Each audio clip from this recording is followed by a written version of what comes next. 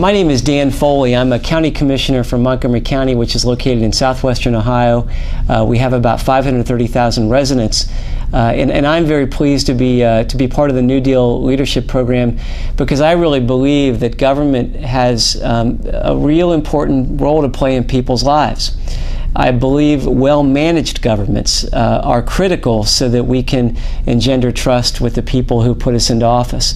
And I also believe that if you care about being part of a government that is meaningful, that you also have to pick some projects and really try to become as knowledgeable as you can, but champion those projects. And so 2 projects that I've pushed in my community, one has to do with criminal justice, the other broadly has to do with economic development. With criminal justice, we used to have a lot of pots of data. We have 10 municipal courts and we have a jail in our community.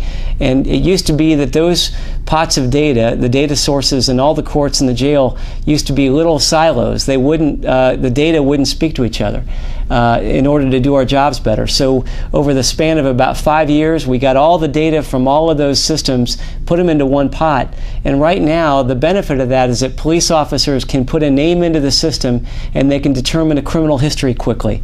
They can determine whether someone has a domestic violence history. They can determine whether somebody has an active warrant. We're also using that system to run all of our foster parents through every night, so that if a foster parent has any kind of a hit with the justice system, our caseworkers can know that right away, so that they can determine if a child needs to be taken out of a foster parent home and put in a safer location. So I say this because Governor O'Malley, in fact, when he was the mayor of Baltimore, was a real leader in trying to get government data in one central spot so that we could do our jobs better and manage our business better, for lack of a better term.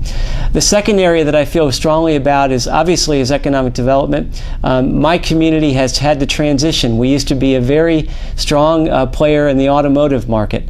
That has gone by the wayside somewhat. But we're a community of innovation. The Wright brothers came from here. We've had many patents come from this community. So we have 4 areas that we're pushing that I've helped to develop with my colleagues. One is aerospace. We have a strong Air Force base in this community. We've just recently opened an office in Israel because we're trying to get international aerospace companies to look at Dayton for their operations. The second area is growth of logistics and distribution. We just cut the ribbon on a new Caterpillar distribution facility. Last year, Payless Shoes put a distribution facility in here. So those are hiring Daytonians. Well over 1,000 people are working at those 2 facilities.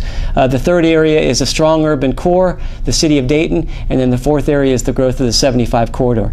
I say this because we believe we need to be strategic and focused with where we put our dollars and our time in terms of growing our economy. We have a ways to go, but I'm proud to be part of the New Deal Leaders structure, and I look forward to being there for the conference in November.